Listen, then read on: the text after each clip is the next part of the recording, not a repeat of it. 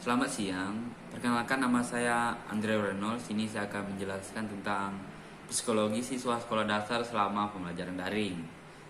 Tahun 2020 nampaknya menjadi tahun yang sulit bagi setiap orang dalam menghadapi wabah corona, apalagi pada sektor pendidikan yang mengharuskan lembaga pendidikan melakukan kegiatan belajar dari rumah, menghentikan lajunya penyebaran virus corona yang semakin parah. Jumlah anak yang terinfeksi COVID-19 memang tidak sebanyak kasus orang dewasa, namun bukan berarti anak-anak menjadi terlindungi dari virus tersebut. Menurut Ezra Goldberstein, penelitian dari Universitas Minnesota mengemukakan bahwa anak-anak bisa mengalami dampak ganda akibat keadaan ini. Saat biasa, siswa melakukan kegiatan belajar dan bermain dengan teman-teman di sekolah, berpergian kemana saja dengan mudah. Kemudian banyaknya perubahan yang terjadi secara tiba-tiba, bahkan batas aktivitas di luar rumah merupakan hal yang sulit bagi setiap siswa, terutama siswa sekolah dasar. Hal ini menyebabkan siswa dengan mudah mengalami gangguan psikologi dan depresi. Adanya kebijakan belajar dari rumah, orang tua diharapkan mendampingi dan membantu anak-anak dalam belajar dan juga mampu memahami dampak psikologi yang akan dialami anak-anak, sehingga peran orang tua sangat dibutuhkan sehingga dapat meminimalisir dampak pandemi COVID-19. Dari data survei yang dilakukan oleh Satgas Covid yang menyatakan bahwa 47% anak mengalami kebosanan di rumah,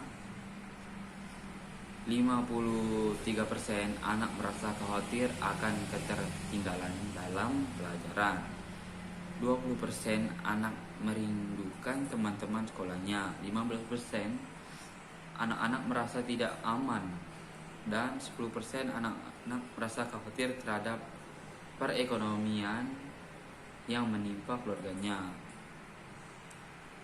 Apalagi usia anak-anak yang masih sekolah dari sekolah dasar memiliki karakter yang senang bermain, berbeda dengan karakteristik anak usia sekolah menengah. Karakteristik anak usia sekolah dasar lebih senang bermain, bergerak, senang bekerja kelompok, dan juga senang melakukan sesuatu yang langsung. Oleh karena itu, hendaknya pendidikan dapat membuat metode pembelajaran yang mengandung unsur permainan. Orang tua merupakan madrasah pertama di rumah bagi anak-anak. Oleh sebab itu, tugas orang tua dalam membimbing dan mengasuh anak sangat berpengaruh dalam proses pembelajaran anak. Orang tua memiliki adil dalam mendampingi anak selama pembelajaran daring. Namun setiap orang tua memiliki pola yang bervariasi dengan latar belakang pendidikan orang tua, pekerjaan, keadaan sosial, adat istiadat, dan suku bangsa dalam mendampingi anak-anaknya dalam belajar. Beberapa jenis pola asuh orang tua dalam mendampingi anak belajar yaitu pola asuh otoritas, liberalis, dan dekontratis.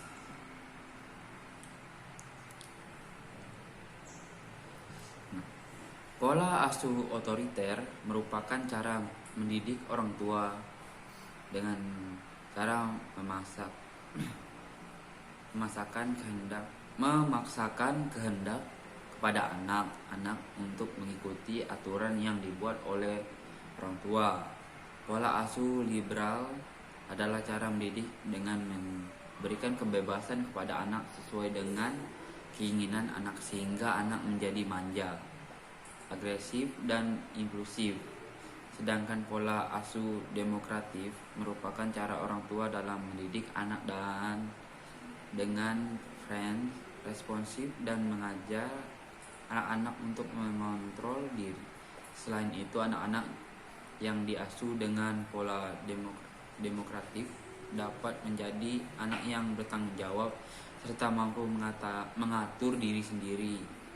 Dari ketiga cara mendidik dan merawat anak yang lebih dijelaskan di atas, pola asuh demokratif sangat relevan untuk diterapkan oleh orang tua dalam mendampingi anak-anak dalam belajar di era pandemi. Dengan pola asuh demokratif, orang tua tidak serta merta menuruti semua keinginan anaknya.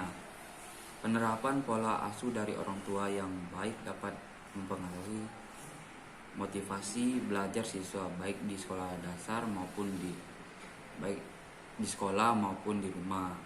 Selama pandemi masih berlangsung, proses pembelajaran mengajar dilakukan dengan sistem pembelajaran yang fleksibel, yaitu pembelajaran online.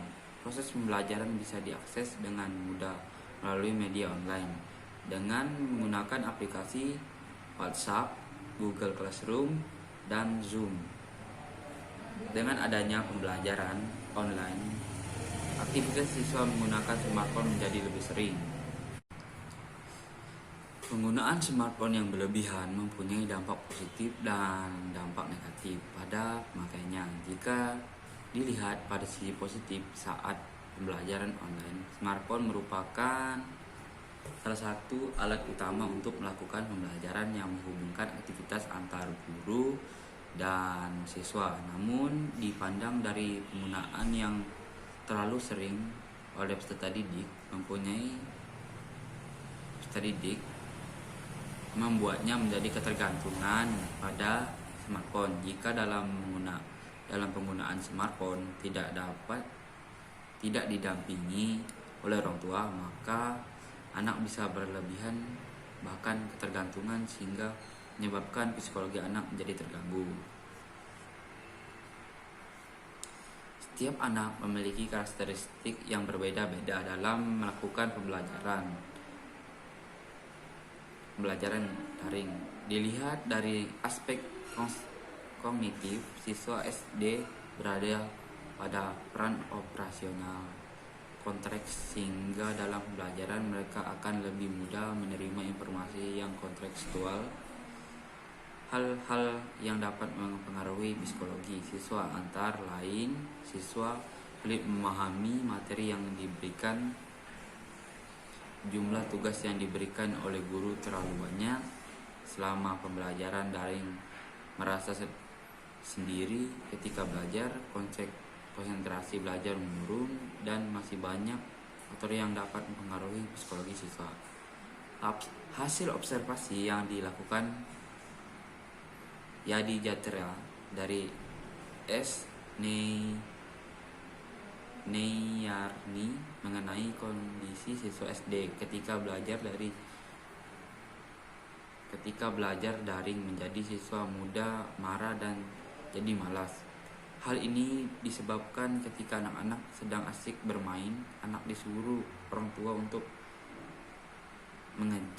mengerjakan tugas dari guru, atau ketika anak-anak sedang mengerjakan tugas, orang tua malah menyuruh anak untuk membantu pekerjaan rumah.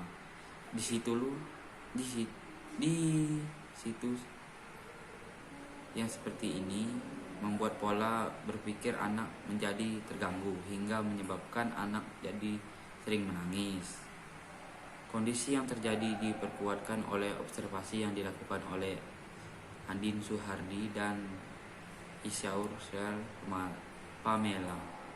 Jika pembelajaran daring membuat mental siswa terganggu sehingga siswa menjadi mudah emosi, sedih, jenuh, dan kadang marah. Faktor lain yang dapat mempengaruhi psikologis anak yaitu trauma anak, di mana ada kenangan yang saat berkesan atau mengecewakan. Anak merasa sendiri ketika belajar daring berbeda ketika siswa melakukan pembelajaran tatap muka di sekolah. Sedangkan menurut Fadil Nur, anak-anak yang melakukan pembelajaran daring dengan berdiam diri di rumah akan mengalami krisis mental dan emosi yang tidak stabil, menyebabkan prestasi menurun. Adapun gejalanya ialah perubahan suasana hati, perasaan yang kuat, perubahan perilaku, dan sulit untuk berkonsentrasi. Emosi merupakan perasaan yang ditunjukkan kepada seorang mudah bosan dan mudah tertekan. Berpotensi stres pada anak merupakan salah satu dampak dari pembelajaran daring. Peran keluarga, terutama orang tua, saat dibutuhkan selama pembelajaran daring. Dalam pendampingan anak ketika belajar, mendampingi anak-anak dalam menggunakan smartphone tidak hanya duduk, menahan atau menemani saja, namun juga memberikan arahan kepada anak-anak untuk bijak dalam menggunakan aplikasi yang ada di smartphone. Dalam mendampingi anak-anak perlu dilakukan secara bijaksana